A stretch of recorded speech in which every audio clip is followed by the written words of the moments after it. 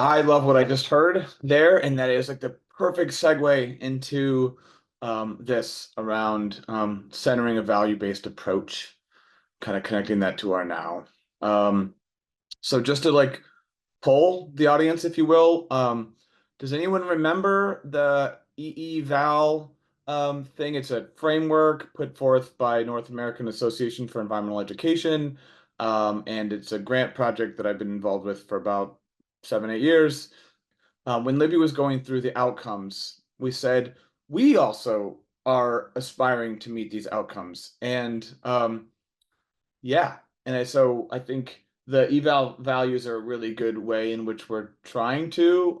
Without doing a full reveal, I'll just say that Deborah, Sharzi, and I, and some consultants are actually trying to re-envision what evaluation looks like in outdoor school, and will in time soon be reaching out to some folks for greater and more authentic engagement as just one of many pieces that we realize we need to center and want to center. And so, well, I also just want to frame this as like that framework uses values as a lens with the technical, and we all feel that when we talk about it. But I'd also invite us to think about those moments when this idea about the false idea about Western science as this like arbiter of truth in the way that evaluation is done, right? Like when that programming it rears its head, because it can happen, I think, for us sometimes when it's like, do we produce a report to a funder, or is this really about equity in motion and making sure that the people we're working with right now, it's an equitable experience and it's raising their voices and it's supporting this particular community? Um, I think there's deep programming that we all have around eval is supposed to be done this way, right? Evaluation is supposed to be done this way. Science is this way. So I invite you just to really think about the validity of a value-based approach. And just one piece of vocabulary review. If anyone remembers the word axiology, it's a part of evaluation and science, and it's really the study of worth. And so it's important for us to also think about what are the values that we're trying to advance when we're engaging in something that is um, analytic, like evaluation. So thanks for that. You can go to the next slide with the paint palette. So we introduced these, and upon critical review, we didn't have them as like a center point of how we did season one. And so we're offering the idea of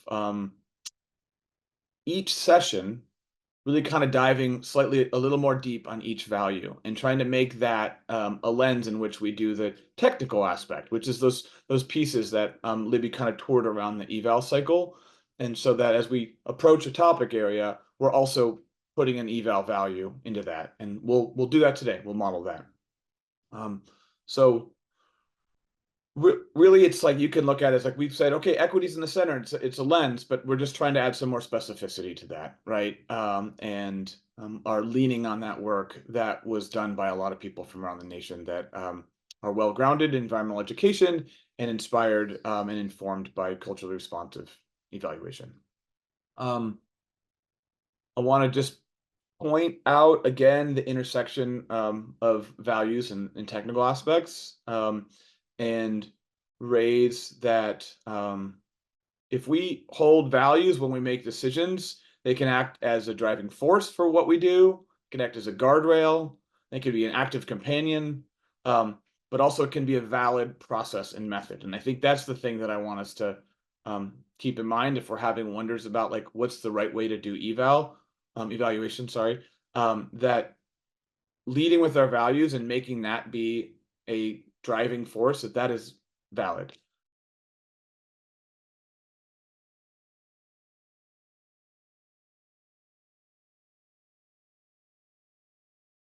When Katie and Anne were sharing, I was making a lot of connections to these values.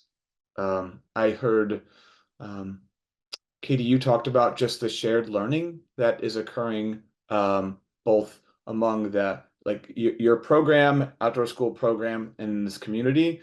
I heard Deborah, you named specifically quality redefined almost by language when you were talking about in your retail.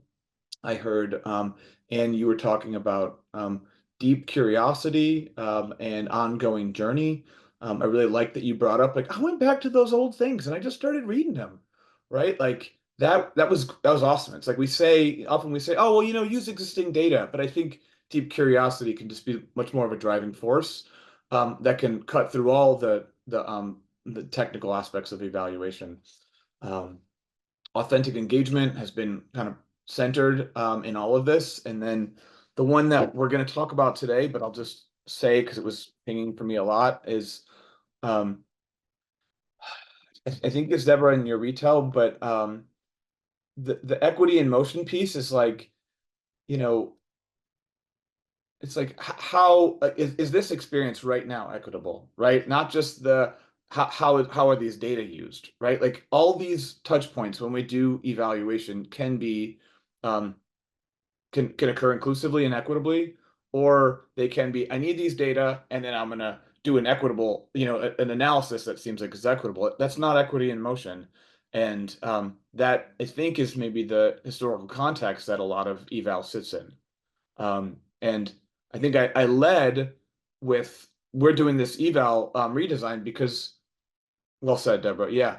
Um, the ends don't justify the means. Yeah, but I led with that we're doing this because like when we put the reflective lens on ourselves, like we got work to do, right? And like I've had this conversation with you, Catherine, where it's like, yeah, we've got work to do. This isn't perfect.